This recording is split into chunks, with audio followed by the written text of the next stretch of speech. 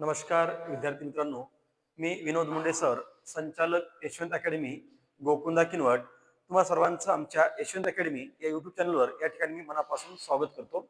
तर आज मी आपल्यासाठी पहा अंकगणित आणि बुद्धिमापन चाचणीचे काही प्रश्न या ठिकाणी घेऊन आलो आहे, जे की मागील पोलीस भरतीमध्ये म्हणजेच 2023 आणि 2024 मध्ये झालेल्या पोलीस भरतीमध्ये पडलेले हे प्रश्न आहेत आणि ते ट्रिक्सच्या माध्यमातून तसेच कन्सेप्टच्या माध्यमातून आपण या ठिकाणी सोडवणार आहोत. तर पहा एक एक प्रश्न पाहू आपण आता. तर पहिला प्रश्न बघा काय म्हणतो. पहिला प्रश्न 1380 चे 8/23% बरोबर किती? तर बेटा कधी लक्षात ठेवायचं, कोणत्याही संख्येसमोर जर टक्क्याचं सिंबल असेल तर छेदामध्ये किती येणार? 100. मग पहा आता हे 1380 आणि छेदामध्ये अगोदर लिहा किती? 100. आणि हा जो अपूर्णांक आहे तर आपण काय करायचं बेटा, 8 ला वरच ठेवायचं आणि छेदामध्ये कुणाला घ्यायचं? 23 ला. ठीक आहे. आता पहा 23 च्या पटीमध्ये किंवा अगोदर हे 00 काय करा, कॅन्सल करा. 23 च्या पटीमध्ये 138 आहे. 23 6 138. ठीक आहे. आता त्याच्यानंतर काय होईल? त्यानंतर काय होणार बेटा, तर साइन 8 48 आणि छेदामध्ये किती आहे बेटा? 10. मग आपण 48 ला जर 10 न भागलं तर काय होणार? दशांश उजवीकडून डावीकडे एक घर सरकणार, म्हणजे आपलं उत्तर यायला पाहिजे 4.8, जे की आपल्याला पर्याय नंबर 2 मध्ये दिसते. ठीक आहे. चला आता प्रश्न क्रमांक 2 पहा. प्रश्न क्रमांक 2 दुसरा प्रश्न काय म्हणतो, चला. तर एका रानात पहिल्या रांगेमध्ये 24 झाडे, दुसऱ्या रांगेमध्ये 27 झाडे, तिसऱ्या रांगेमध्ये 30 झाडे. आता पहा पहिल्या रांगेमध्ये 24 झाडे आहेत, दुसऱ्या रांगेमध्ये 27 झाडे आहेत आणि तिसऱ्या रांगेमध्ये 30 झाडे आहेत. म्हणजे किती कितीचा फरक आहे बरं? 24 प्लस 3 27, 27 प्लस 3 30. अशा पद्धतीने झाडे लावलेली आहेत. तर अशा प्रकारे एकूण 30 रांगा असल्यास एकूण किती झाडे होतील? पहा एकूण किती रांगा आहेत बेटा? 30 रांगा. त्या 30 रांगांमध्ये एकूण झाडे किती?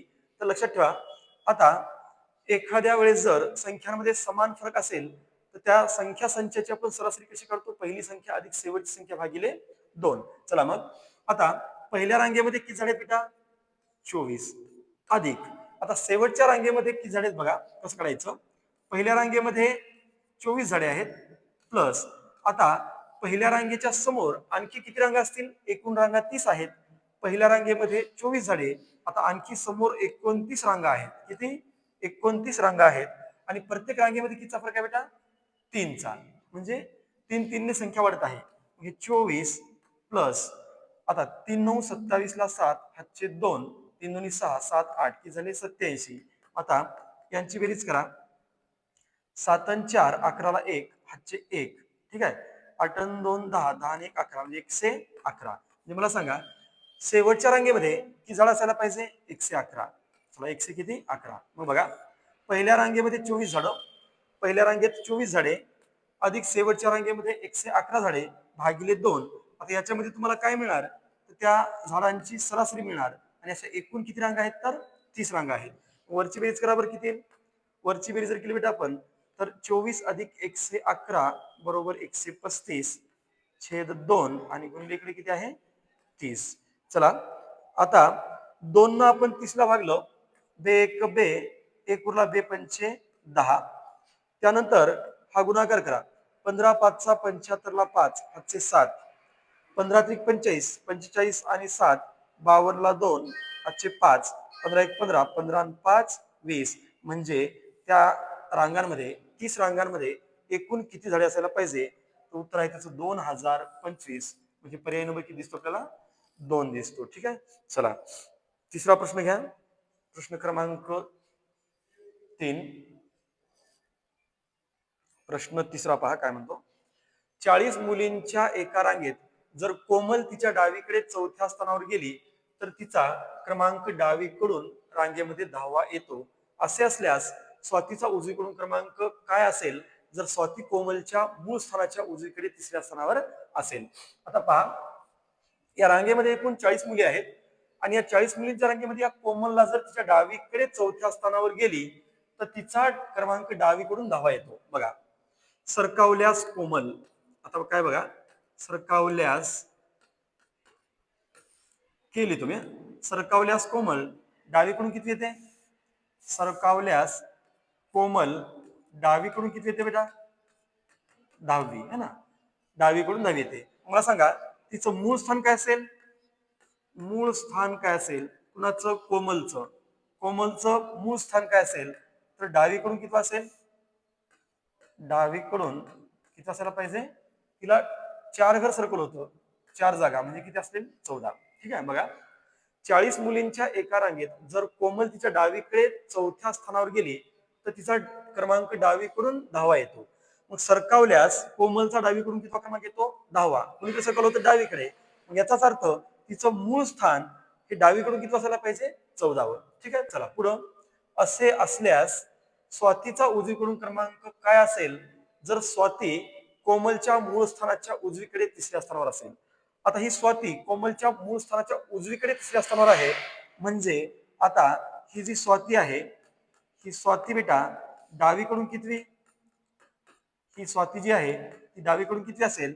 तर पहा ती कोमलच्या मूळ स्थानाच्या उजवीकडे 3री आहे, म्हणजे 14 + 3 किती होणार? 17. ठीक आहे. आपल्याला काय विचारलं? जर स्वाती कोमलच्या मूळ स्थानाच्या उजवीकडे 3ऱ्या स्थानावर असेल. पहा आता या ठिकाणी स्वातीचा डावीकडून कितवा क्रमांक आहे? 17वा. तिचा आपल्याला उजवीकडून क्रमांक विचारला. मग स्वातीचा उजवीकडून क्रमांक कितवा? स्वातीचा उजवीकडून क्रमांक कितवा? तर पहा कसं काढायचं. एकूण मुली किती आहेत रांगेमध्ये? 40. एकूण मुली आहेत 40. त्याच्यातून तिचा डावीकडून दिलेला क्रमांक 17 काय करा बेटा? मायनस करा आणि पुन्हा त्याच्यामध्ये प्लस काय करा? 1 करा. चला आता या दोघांची वजाबाकी करा. या ठिकाणी काय येईल? तर 40 मधून 17 काढा किती येईल बरं? 23. आणि 23 + 1 बरोबर किती यायला पाहिजे? 24. ठीक आहे. 23 + 1 बरोबर 24 येईल. चला पुढं. प्रश्न क्रमांक 4. प्रश्न चौथा. वर्गमुळात 9चा वर्ग अधिक वर्गमुळामध्ये 4चा वर्ग मायनस वर्गमुळामध्ये 2चा वर्ग. तर आपल्याला माहित आहे हे आणि त्याच्यानंतर हे दोन कन्सेप्ट पहा. त्या ठिकाणी बघा वर्गमुळाचा काय आहे? वर्ग आहे. या ठिकाणी वर्ग आणि वर्गमूळ काय होतात आणि याचं उत्तर किती? 9. इथं सुद्धा वर्ग आणि वर्गमूळ काय होतात आणि याचं उत्तर सुद्धा किती? 9 येईल. तर त्याच पद्धतीने पहा या ठिकाणी काय होईल. आता या ठिकाणी बेटा वर्ग आणि वर्गमूळ जर कॅन्सल झालं तर हे किती येणार? 9 प्लस या ठिकाणी सुद्धा वर्ग आणि वर्गमूळ जर कॅन्सल झालं तर इथे किती असेल? 4 आणि मायनस या ठिकाणी सुद्धा वर्ग आणि वर्गमूळ जर कॅन्सल झालं तर या ठिकाणी किती असणार? 2. आता पहा 9 4 किती होणार? 13 आणि 13 - 2 बरोबर उत्तर यायला पाहिजे आपलं 11. आहे का बघा पर्यायामध्ये? पर्याय नंबर 3 दिसतो. किती? 11. ठीक आहे. पर्याय नंबर 3 11 आहे. चला 5वा प्रश्न पहा आता. प्रश्न क्रमांक 5. प्रश्न 5वा. 2 + 4 + 6 + 8 + डॅश डॅश डॅश + 36 बरोबर किती? आता बघा या संख्यामालेची आपल्याला काय विचारलेली आहे? बेरीज. तर लक्षात ठेवा बेटा या ठिकाणी मी काय करतो? पहिली संख्या अधिक शेवटची संख्या भागिले 2. म्हणजे मी काय केलं? या संख्याची सरासरी काढली. का काढली? तर या संख्यांमध्ये समान फरक आहे आणि संख्यांमध्ये जेव्हा समान फरक असतो तेव्हा त्या संख्या गटाची सरासरी आपल्याला कशी मिळते? पहिली संख्या अधिक शेवटची संख्या भागिले 2 ही झाली सरासरी. आता सरासरीला जर आपण एकूण संख्यांनी गुणलं त्यांची काय मिळणार? बेरीज. मग एकूण संख्या कशा मिळतील? तर बघा शेवटची संख्या 36 मायनस पहिली संख्या 2. संख्यांमध्ये 2 2चा फरक आहे म्हणून भागिले 2 आणि प्लस किती करा? 1. म्हणजे पहिल्या ब्रॅकेटमध्ये तुम्हाला सरासरी मिळेल आणि दुसऱ्या ब्रॅकेटमध्ये या मालिकेमध्ये एकूण किती संख्या आहेत याचं उत्तर आपल्याला मिळेल. चला पहा मग आता वर किती येईल? 38/2 गुणिले इथं पहा 36 मधून 2 गेले 34 34/2 आणि प्लस किती आहे बेटा? 1. आता आता जर या ठिकाणी आपण 38 ला 2 न भागलं बे 1 बे 1 उरला बे 9 18 आणि या ठिकाणी 34 ला 2 न भागलं 17 आणि 17 + 1 किती बेटा? 18. आता या दोघांचा गुणाकार करा बरं. या दोघांचा जर आपण गुणाकार केला तर 18 9 162 ला 2 ह्याचे किती येणार? 16. ठीक आहे. पुन्हा 18 1 18 आणि 18 आणि 16 किती बेटा होतील? 34. किती होतील? 34. म्हणजे उत्तर यायला पाहिजे 342. पहा बरं पर्याय नंबर 2 दिसतो. किती 342. हे झालं आपलं उत्तर 342. आता दुसरी एक कन्सेप्ट सांगतो पहा. दुसरी कन्सेप्ट कशी, आता या जर आपण संख्या पाहिल्या बेटा तर आपल्याला काय दिसते 2, 4, 6, 8, 10 असं कुठपर्यंत आहे 36 पर्यंत. म्हणजे या सर्व संख्या कशा आहेत क्रमवार समसंख्या आहेत. ठीक आहे, क्रमवार समसंख्या आहेत. मला सांगा 2 ते 36 पर्यंत समसंख्या किती असतील? 2 पासून 36 पर्यंत समसंख्या किती असतील? 18 है ना. 2 पासून ते 36 पर्यंत समसंख्या असतील 18. आणि पहिल्या क्रमवार 18 समसंख्यांची बेरीज कशी काढतात? तर पहिल्या क्रमवार 18 समसंख्यांची बेरीज कशी काढायची? तर 18 गुणिले किती करा बेटा 19. पुन्हा बघा या ठिकाणी 18 9 162 ला 2 ह्याचे किती 16. ठीक आहे, 18 1 18 आणि 18 आणि 16 किती होतात तर 34. म्हणजे उत्तर यायला पाहिजे आपलं 342. पहा पर्याय नंबर 2 दिसतो. किती 342. चला पुढचा प्रश्न पहा आता. प्रश्न क्रमांक तर पहा बेटा प्रश्न क्रमांक 6. खालील आकृतीमध्ये त्रिकोण किती आहेत? 22, 20, 18 आणि 16 असे पर्याय दिले. पहा ही आकृती आहे, याच्यामध्ये त्रिकोणांची संख्या आपल्याला ओळखायची आहे. तर त्यापूर्वी तुम्हाला एक सांगतो पहा, याला म्हणायचं साधी चांदणी आणि याला म्हणायचं बेटा चटक चांदणी. ठीक आहे, तर कधी लक्षात ठेवायचं साध्या चांदणीमध्ये त्रिकोण असतात 8 आणि चटक चांदणीमध्ये त्रिकोण असतात 10. ते आपण नंतर पाहू. पण सध्या पहा साध्या चांदणीमध्ये त्रिकोण 8 असतात आणि चटक चांदणीमध्ये त्रिकोण किती असतात बेटा 10 असतात. मग मला सांगा आपल्या प्रश्नात जी आकृती आहे ती कोणती आहे? तर ती आहे साधी चांदणी. ती कशी आहे? साधी चांदणी. ठीक आहे, या साध्या चांदणीमध्ये किती त्रिकोण असतात? 8. तुम्ही म्हणाल कोणते? 1 2 3 4 5 6. हा एक मोठा 7 आणि हा एक मोठा 8. पण याच्यामध्ये आणखीन ऍडिशन झालंय बघा. अशी एक रेषा जोडलेली आहे, ही रेषा जोडलेली आहे, ही रेषा जोडलेली आहे. मग आता या रेषा ओढल्यामुळं या ठिकाणी आता किती त्रिकोण वाढले बघा. मधल्या रेषा ओढल्या अगोदर किती होते बेटा 8. आता हे मोजा बरं मधले 1 2 3 4 5 आणि 6. हे किती झाले बेटा 6. ठीक आहे, 8 आणि 6 14. आणखीन बघा कोणते आहेत. या ठिकाणी बघा हा त्रिकोण दिसतो का 1. त्यानंतर हा त्रिकोण 2. हा त्रिकोण 3. हा त्रिकोण 4. हा त्रिकोण 5 आणि बेटा हा त्रिकोण 6. आणखी असे आपल्याला किती त्रिकोण मिळाले तर 6. बघा 6 6 12 आणि 12 आणि 8 किती तर 20. म्हणजे आकृतीमध्ये त्रिकोण किती असायला पाहिजे? याचं उत्तर आहे 20. पर्याय नंबर 2. या आकृतीमध्ये 20 त्रिकोण असायला पाहिजे. चला पुढं पुढचा प्रश्न. प्रश्न क्रमांक 7. दसा दसे सरळ व्याजाच्या कोणत्या दराने, म्हणजे दर काढायचा आहे. दसा दसे सरळ व्याजाच्या कोणत्या दराने कोणत्याही रकमेची 8 वर्षात अडीच पट होईल, 2.5 पट होईल. ठीक आहे, आता दाम दुप्पट, दाम तिप्पट, दाम अडीच पट यावर तो प्रश्न आधारलेला आहे. आणि विचारलं काय बेटा दर. मग कधी लक्षात ठेवायचं दर काढताना छेदामध्ये काय असेल तर मुदत असेल. दर काढताना छेदामध्ये काय असेल? मुदत आहे ना. तर छेदामध्ये मुदत असेल. आता सांगतो दाम दुप्पट होत असेल तर अंशामध्ये किती घ्यायचे 100. दाम तिप्पट होत असेल तर अंशामध्ये घ्यायचे 200. दाम जर चौपट होत असेल तर अंशामध्ये घ्यायचे 300. आणि दाम जर अडीच पट होत असेल तर बेटा अंशामध्ये घ्यायचे 150. ठीक आहे, आता इथे घ्या 150 आणि छेदामध्ये किती घेणार मुदत 8. मुदत किती आहे 8. आता त्याच्यानंतर पहा या ठिकाणी आपण या दोघांना कॅन्सल करू. जर आता आपण 150 ला 8 न भागलं तर काय होईल बघा. या ठिकाणी पहिल्यांदा 2 न भाग द्या किती येईल 75 आणि बेटा खाली किती येईल 4. ठीक आहे, आता आपण नेहमी पाहतो की कोणत्याही संख्येला जर 4 न भागलं तर काय करायचं अंशातल्या संख्येची काय करायची 25 पट आणि पुन्हा दशांश उजवीकडून डावीकडे 2 सरकायचे. याला 25 गुणा 25 5 सव्वाशे, 25 5 सव्वाशेला 5 हातचे किती 12.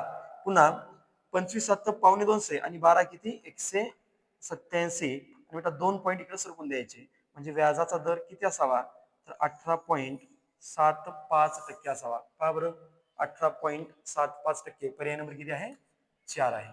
ठीक आहे, पर्याय नंबर 4 दिसतो. चला नेक्स्ट क्वेश्चन. पुढचा प्रश्न.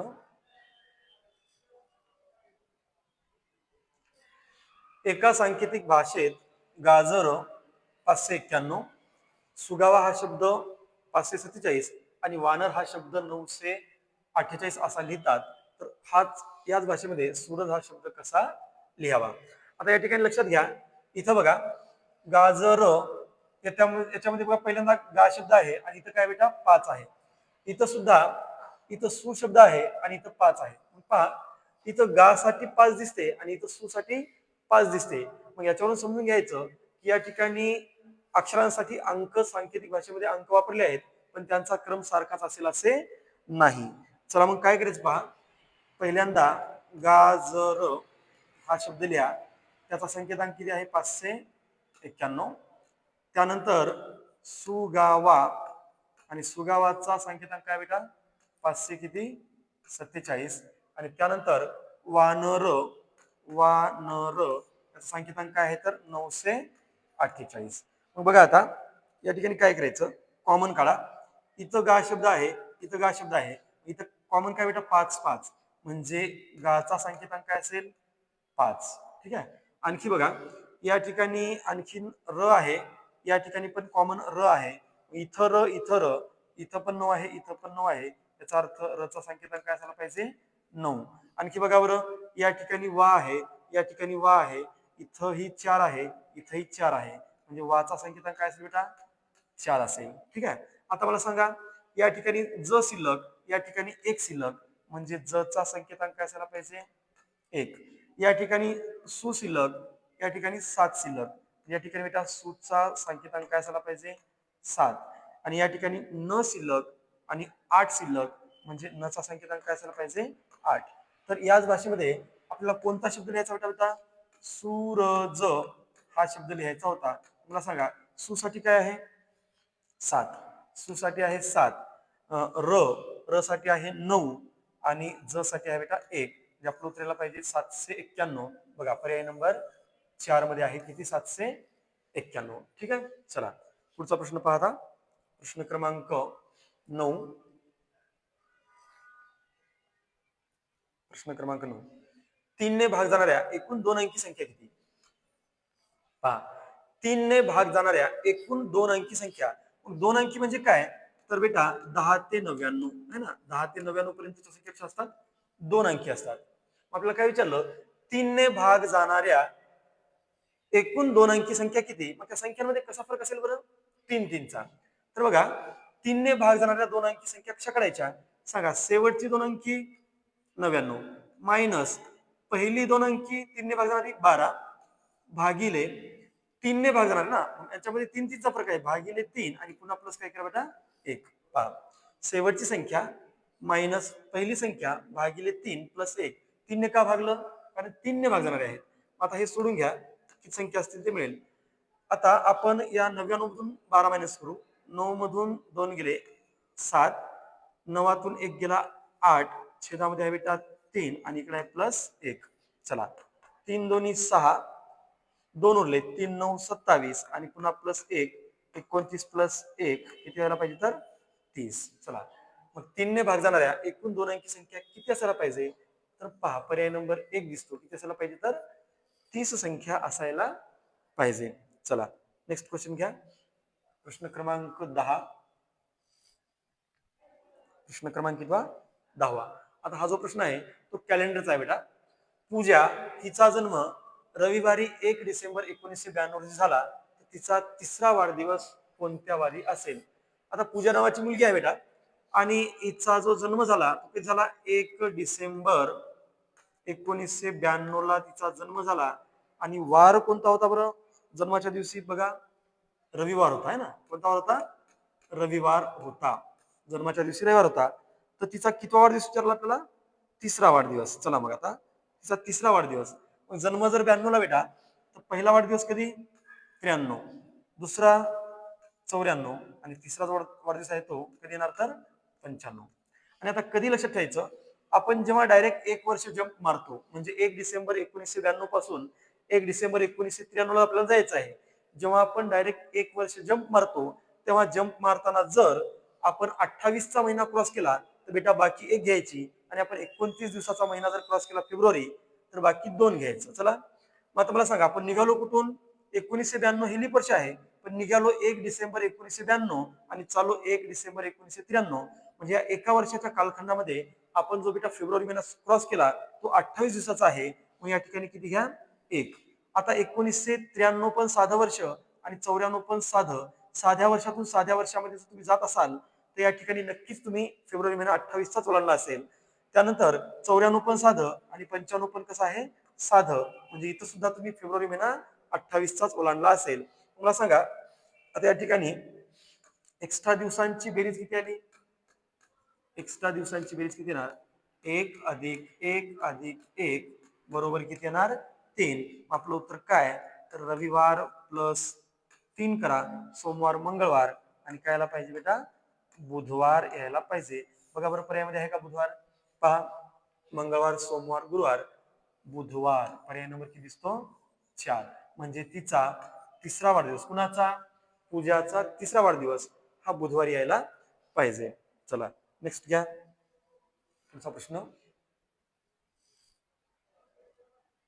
चला, जर 2x अधिक 3y बरोबर 7 आणि 4x मायनस 3y बरोबर 5 तर y ची किंमत किती? चला मग समीकरण आहे 2x प्लस 3y बरोबर 7 आणि पुन्हा 4x मायनस 3y बरोबर किती आहे बेटा?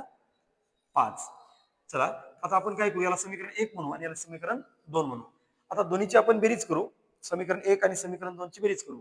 आता बेरजेमध्ये दोन संख्या विरुद्ध असतील तर ते काय होणार? कॅन्सल, कारण दोन विरुद्ध संख्यांची बेरीज ही 0 असते. कॅन्सल. मग 2x अधिक 4x किती होणार बेटा? 6x आणि इथं 7 आणि 5 किती होणार? 12. आता x बरोबर 12 भागिले किती करा? 6. तर x बरोबर साइन दोन्ही 12 म्हणजे x ची किंमत किती मिळाली आपल्याला? 2. x ची किंमत आता आपल्याला 2 मिळाली. तर आपण आता काय करू, त्याला समीकरण 1 नाव दिलं होतं आणि याला समीकरण 2 म्हणू आपण. चला, आता x ची किंमत आपण समीकरण 1 मध्ये ठेवू. समीकरण 1 काय आहे? 2x अधिक 3y बरोबर किती बेटा? 7. चला, समीकरण 1 मध्ये x ची किंमत ठेवा 2 म्हणजे बेदुनी 4 अधिक 3y बरोबर आहे 7. आता 3y बरोबर 7, 4 ला तिकडे पाठवा, मायनस किती होणार? 4 आणि 3y बरोबर 7 मायनस 4 किती बेटा? 3. y बरोबर किती? तर हे 3 बेटा गुणाकारात 3 पुढे 3 भागाकारामध्ये y बरोबर 3 1 3 म्हणजे x ची किंमत जर विचारली असती तर 2 आली असती आणि y ची किंमत विचारली तर 1 येईल. पहा बरं कोणता पर्याय आहे? पर्याय नंबर 4 दिसतो. किती? y ची किंमत आपल्याला विचारली होती आणि y ची किंमत असायला पाहिजे बेटा 1. चला पुढचा प्रश्न घ्या. प्रश्न क्रमांक 12वा प्रश्न पहा, शर्यत या घटकाचा आहे. एका 200 मीटर धावण्याच्या स्पर्धेत प्रांजलने दीपालीला 35 मीटर किंवा 7 सेकंदाने हरविले तर प्रांजलने ही स्पर्धा किती वेळामध्ये पूर्ण केली? पहा, आता एक लक्षात ठेवा, ही स्पर्धा आहे. किती मीटर धावण्याची स्पर्धा आहे बेटा? 200 मीटर. आता 200 मीटर धावण्याची स्पर्धा आहे आणि या स्पर्धेमध्ये दोन मुलींनी भाग घेतला होता. एक आहे प्रांजल आणि एक आहे दीपाली. आणि या स्पर्धेमध्ये या प्रांजलनं काय केलं? या दीपालीला 35 मीटरने किंवा 7 सेकंदाने हरविले. तर आपल्याला विचारलं प्रांजलने ही स्पर्धा किती वेळामध्ये पूर्ण केली? तर बघा आता काय करायचं. आता स्पर्धा म्हणल्याच्या नंतर या दोन्ही मुली इथून एकदाच निघाल्या असतील, बरोबर? या दोन्ही मुली इथून एकदाच निघाल्या. स्पर्धा आहे 200 मीटरची आणि धावत निघाल्या.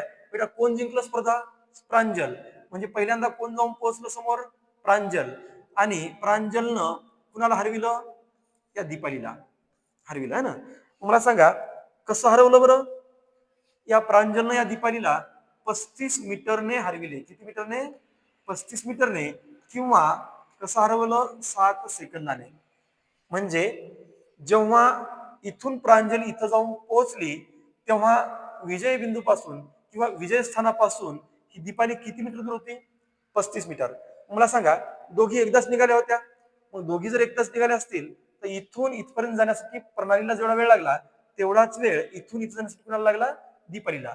मला सांगा की दीपाली आता आपल्या विजयस्थानापासून 35 मीटर दूर आहे म्हणजे ती किती मीटर आली होती? 165 मीटर आलेली आहे. ठीक आहे. आता पहा, आता लक्षात ठेवायचं, जेवढ्या वेळामध्ये प्रांजलनं एवढं अंतर पार केलं, तेवढ्याच वेळामध्ये या दीपालीने एवढं अंतर पार केलं.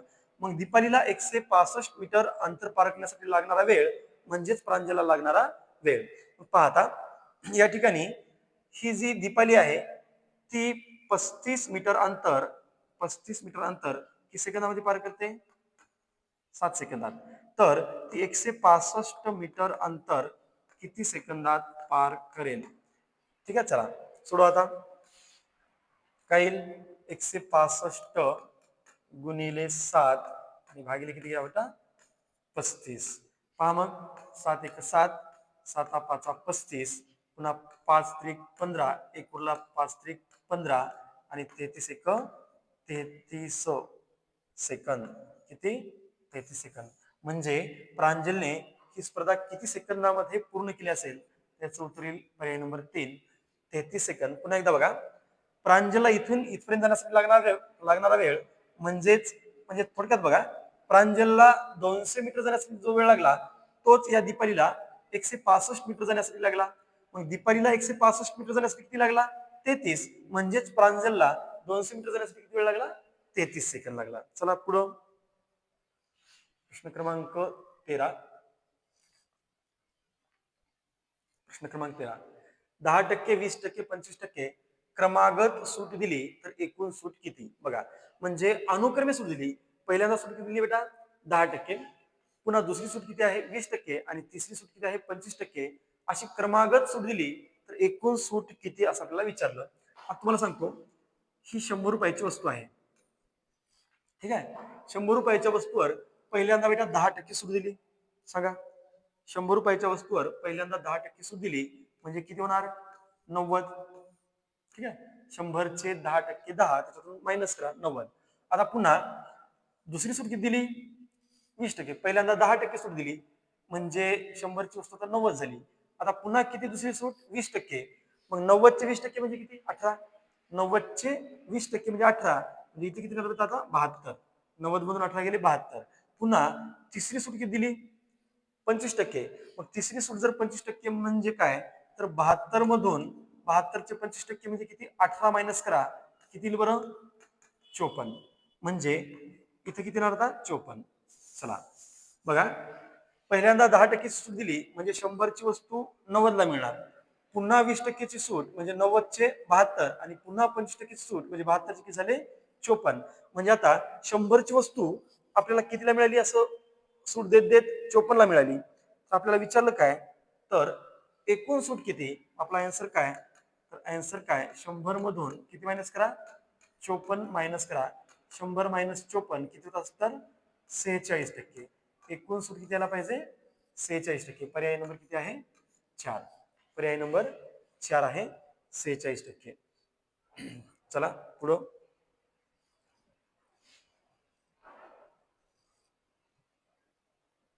पुढचा प्रश्न पहा.